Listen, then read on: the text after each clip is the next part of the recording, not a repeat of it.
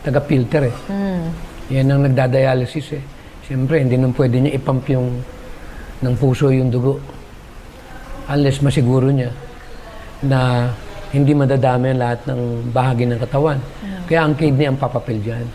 Pag tumaas ang sodium mo, ang gagawin ng kidney, kukunin niya yan. Saan mapupunta yan? Siyempre, yung filtration system ng kidney, sa katagalan yan, kumakapal. Kaya yung nangyayari, nahihirapan.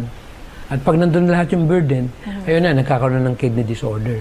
Kaya nagkakamanas na. Dahil hindi na niya magawa yung trabaho niya. Marami pa tayong mga bagay na napakagandang pag-aralan tungkol dyan.